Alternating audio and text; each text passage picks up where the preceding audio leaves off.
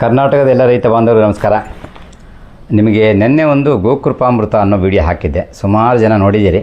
ಮತ್ತು ಅದನ್ನು ತಯಾರು ಮಾಡೋದು ಹೇಗೆ ಅಂತೇಳಿ ಇವತ್ತು ಹೇಳ್ತೀನಿ ಅಂತ ಹೇಳಿದ್ದೆ. ಅದಕ್ಕೋಸ್ಕರ ನಾನು ಇವತ್ತು ಈ ವಿಡಿಯೋ ಮಾಡ್ತಾಯಿದ್ದೀನಿ. ಅದು ನಾವು ಗೋಕೃಪಾಮೃತ ಬಗ್ಗೆ ನೀವು ತಿಳ್ಕೊಂಡ್ರೆ ಸಾಲದು, ಬರೀ ತಯಾರು ಮಾಡೋದು ಹೇಗೆ ಮತ್ತು ಅದು ಪರ್ಫೆಕ್ಟಾಗಿ ಹೇಗೆ ನಾವು ಅದನ್ನು ಬಳಸಬೇಕು ಮತ್ತು ತಯಾರು ಮಾಡಬೇಕು ಅನ್ನೋದು ಗೊತ್ತಾಗಬೇಕು. ಹಂಗಾಗಿ ಹೇಳ್ತಾ ಇದ್ದೀನಿ. ಗೋಕೃಪಾಮೃತ ನೀವು ಬಳಸೋದ್ರಿಂದ ಏನಾಗುತ್ತೆ ಅಂತ ಅದರಲ್ಲಿ ಹೇಳಿದ್ದೀನಿ ಫುಲ್ಲಾಗಿ. ಆದರೂ ಕೂಡ ನಾನು ಹೀಗೆ ಹೇಳ್ಬಿಡ್ತೀನಿ.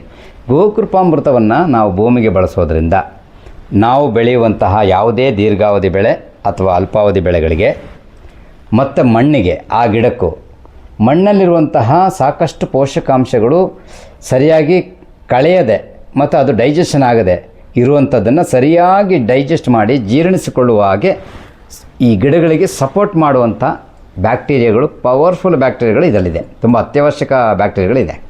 ಇದು ಏನು ಮಾಡುತ್ತೆ, ಸೂಕ್ಷ್ಮಾಣುಜೀವಿಗಳು ಮಣ್ಣಲ್ಲಿ ನಾವೆಲ್ಲ ಕೊಟ್ಟಿರುವಂಥ ಗೊಬ್ಬರಗಳನ್ನು ರೆಡಿ ಮಾಡಿ ಕೊಡೋದ್ರ ಜೊತೆಯಲ್ಲಿ ವಾತಾವರಣದಲ್ಲಿ ಸಿಗುವಂಥ ಗೊಬ್ಬರಗಳನ್ನು ಕೂಡ, ಗಾಳಿಯಲ್ಲಿ ಇರುವಂಥ ಗೊಬ್ಬರಗಳನ್ನು ಕೂಡ ಇದು ತಗೊಂಡು ಕೊಡುತ್ತೆ ಗಿಡಕ್ಕೆ ಬೇಕಾದ್ದು.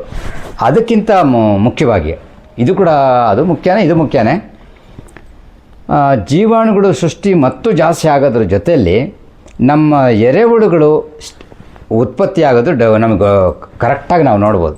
ಒಂದು 20 ದಿನದಲ್ಲಿ ಎರೆಹುಳು ಡೆವಲಪ್, ಸಣ್ಣ ಮರಿಗಳು ಸ್ಟಾರ್ಟ್ ಆಗುತ್ತೆ. ಆವಾಗ ಎರೆಹುಳುಗಳು ಜಾಸ್ತಿ ಆದಾಗ ಅದು ಕೂಡ ಭೂಮಿ ಫಲವತ್ತತೆ ಆಗುತ್ತೆ. ರೈತನ ಮಿತ್ರ ಎರೆಹುಳು ಅಂತ ಹೇಳ್ತೀವಿ. ಈಗ ನಮ್ಮ ಭೂಮಿ ಫಲವತ್ತತೆಯಾಗಿದ್ದರೆ ಆಟೋಮೆಟಿಕ್ಕಾಗಿ ನಮ್ಮ ಇಳುವರಿ ತುಂಬ ಚೆನ್ನಾಗಿ ತಗೋಬೋದು, ಭೂಮಿ ಚೆನ್ನಾಗಿರುತ್ತೆ, ಭೂಮಿನ ಉಳಿಸ್ಕೋಬೋದು. ಈಗೇನು ಎಲ್ಲಿ ನೋಡಿದ್ರು ಮಣ್ಣು ಉಳಿಸಿ ಅಂತ ಅಭಿಯಾನಗಳನ್ನು ಮಾಡ್ತಾಯಿದ್ದಾರೆ. ಆದರೆ ಯಾಕೆ ಅಂದರೆ ಇನ್ನು ಸ್ವಲ್ಪ ದಿನ ಹಿಂಗೆ ಹೋಗ್ತಾ ಇದ್ದಾರೆ, ಸ್ವಲ್ಪ ವರ್ಷಗಳು 100 ಕ್ವಿಂಟಾಲ್ ತಗೊಳ್ತಾ ಇರೋರು ಮಣ್ಣಲ್ಲಿ ಶಕ್ತಿ ಇಲ್ಲ, ಮಣ್ಣ ಡೈಜೆಷನ್ ಆಗಲ್ಲ, ಮಣ್ಣಲ್ಲಿ ಆ ಒಂದು ಶಕ್ತಿ ಇಲ್ಲ ಅಂದರೆ 5 ಕ್ವಿಂಟಾಲಿಗೆ ಬರ್ತೀವಿ. ಹಂಗೆ ಆಗಬಾರ್ದು ಅಂತೇಳ್ಬಿಟ್ಟು ನಮ್ಮ ಮಣ್ಣನ್ನು ಉಳಿಸ್ಕೋಬೇಕು ಅಂಥೇಳಿ ತುಂಬ ದೊಡ್ಡ ಪರಮ ಪೂಜ್ಯರು ಇದ್ರ ಬಗ್ಗೆ ಹೋರಾಟಗಳನ್ನು ಮಾಡ್ತಾ ಇದ್ದಾರೆ, ನಮಗೆ ಅರ್ಥ ಮಾಡಿಸ್ತಾ ಇದ್ದಾರೆ. ಈಗ ಗೋಕೃಪಾಮೃತನ ಹೇಗೆ ತಯಾರು ಮಾಡೋದು ಅಂತ ಹೇಳ್ಕೊಡ್ತೀನಿ. ಇದನ್ನು ನಾವು ಪರಮ ಪೂಜ್ಯ ಕನ್ನೇರಿ ಮಠದ ಸ್ವಾಮಿಗಳು, ಆದರ್ಶ ಕಾಡ ಸಿದ್ದೇಶ್ವರ ಸ್ವಾಮಿಗಳು, ಸಿಕ್ಕಾಪಟ್ಟೆ ಅವರ ವಿಡಿಯೋಗಳಿದೆ. ಯಾರು ಯೂಟ್ಯೂಬರ್ಸ್ ಇದೆ ಅವ್ರಿಗೂ ಕೂಡ ನಾನು ಧನ್ಯವಾದ ಹೇಳ್ಕೊತೀನಿ. ನಮ್ಮ ಪರಮ ಪೂಜ್ಯ ಕನ್ನೇರಿ ಮಠದ ಸ್ವಾಮಿಗಳು, ಅವ್ರಿಗೂ ನಾನು ಶಿರಸಾಷ್ಟಾಂಗ ನಮಸ್ಕಾರವನ್ನು ಮಾಡ್ಕೋತೀನಿ, 1000 ಶಿರಸಾಷ್ಟಾಂಗ ನಮಸ್ಕಾರ. ಯಾಕೆಂದರೆ ಅವರು ಎಷ್ಟು ಹೋರಾಟ ಮಾಡ್ತಾಯಿದ್ದಾರೆ, ರೈತರಿಗೆ ಅರ್ಥ ಮಾಡಿಸ್ತಾ ಇದ್ದಾರೆ. ನಮ್ಮ ದೇಶ, ನಮ್ಮ ರಾಜ್ಯ, ನಮ್ಮ ದೇಶಗಳು ರೈತರು ಚೆನ್ನಾಗಿ ಆಗಬೇಕು, ನಮ್ಮ ಬೆಳೆ ಇಳುವರಿ ಚೆನ್ನಾಗಾಗಬೇಕು, ದೇಶ ಡೆವಲಪ್ ಆಗಬೇಕಾದ್ರೆ ರೈತ ಚೆನ್ನಾಗಿರಬೇಕು. ಅದಕ್ಕೋಸ್ಕರ ಅವರು ಸತತ ಅವ್ರ ಪ್ರಯತ್ನ ನೋಡಿಬಿಟ್ರೆ ನಮಗೆ ಮೈ ಜುಮ್ ಅನ್ನುತ್ತೆ.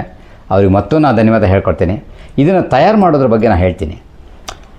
200 ಲೀಟ್ರ್ ಒಂದು ಡ್ರಮ್ಮನ್ನು ಸ್ವಚ್ಛವಾಗಿ ಸ್ವಚ್ಛ ಮಾಡಿ ಅದಕ್ಕೆ ಈ ಬೋರ್ ವಾಟ್ರ್ ಬೇಡ, ಒಂದು ನಲ್ಲಿ ನೀರು, ಬಾವಿ ನೀರು, ಕೆರೆ ನೀರು, ಹೊಳೆ ನೀರು ಆದರೆ ನಡೆಯುತ್ತೆ. ಬೋರ್ದಾದ ಸೆಟ್ ಆಗಲ್ಲ. ಆ ನೀರನ್ನು ತೊಗೊಂಡು 2 kg ಪಕ್ಕ ಸಾವಯವ ಮಳಿಗೆಯಲ್ಲಿ ಸಿಗುತ್ತೆ ಅದು, ಮತ್ತು 2 ಲೀಟ್ರ್ ಪಕ್ಕ ದೇಶೀಯ ಹಸುವಿದೆ ಮಜ್ಜಿಗೆ ಆಗಬೇಕು. ಆವಾಗ ಮಾತ್ರ ಪವರ್ ಜಾಸ್ತಿ ಇರುವಂಥದ್ದು. ಯಾಕೆ ಅಂತಂದರೆ ಈ ವಿಷಯ ತಿಳ್ಕೊಳ್ಳಿ.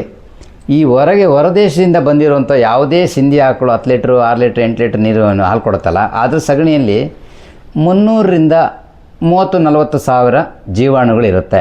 ಅದೇ ನಮ್ಮ ದೇಶೀಯ ಹಸುವಿನ ಸಗಣಿಯಲ್ಲಿ ಹೆಚ್ಚು ಕಮ್ಮಿ 100ರಿಂದ 300 ಕೋಟಿ ಜೀವಾಣುಗಳಿದೆ. ಈಗ ನೀವು ಯೋಚನೆ ಮಾಡಿ ಯಾವ ಮಜ್ಜಿಗೆನ ಹಾಕಬೇಕು ಅಂಥೇಳಿ, ಯಾವ ಮಜ್ಜಿಗೆಯಲ್ಲಿ ಇದು ಪವರ್ ಇರುತ್ತೆ ಅಂತ. ಅದಕ್ಕೋಸ್ಕರ ನಾವು ಈ ಮಜ್ಜಿಗೆ ಹಾಕಬೇಕು. ನೀವು ಕಪ್ಪು ಬೆಲ್ಲ ಮತ್ತು ಯಾವುದೋ ಬೆಲ್ಲ ಅಂತ ನೀವು ತಗೊಂಬಂದು ಹಾಕಿದ್ರೆ ಆ ಬೆಲ್ಲಗಳು, ಅದರಲ್ಲಿರೋ ಕೆಮಿಕಲ್ಲು, ಈ ಬೆಲ್ಲಗಳಲ್ಲಿರೋ ಕೆಮಿಕಲ್ಲು ನಮ್ಮ ಈ ಜೀವಾಮೃತವನ್ನು, ಗೋಕೃಪಾಮೃತವನ್ನು ಸ್ವಲ್ಪ ಹಾಳು ಮಾಡುತ್ತೆ. ಆಗ ಪವರ್ಫುಲ್ ಆಗಲ್ಲ. ಹಂಗಾಗಿ ನಾವು ಅದನ್ನು ಹುಡುಕಿ ತಗೊಳ್ಳೋಣ ಅಂತ ಹೇಳ್ತೀನಿ. 200 ಲೀಟ್ರಿಗೆ 2 ಲೀಟರ್ ಮಜ್ಜಿಗೆ, 2 kg ಬೆಲ್ಲ, ಸಾವಯವ ಬೆಲ್ಲ, ಇದನ್ನು ಹಾಕ್ಕೊಂಡು ಮತ್ತು 200 ಲೀಟ್ರ್ ನೀರು ಹಾಕ್ಕೊಂಡು ಅದನ್ನು ಸರಿಯಾಗಿ ಮಿಕ್ಸ್ ಮಾಡಿ ಆಮೇಲೆ ನೀರು ಹಾಕೋದು.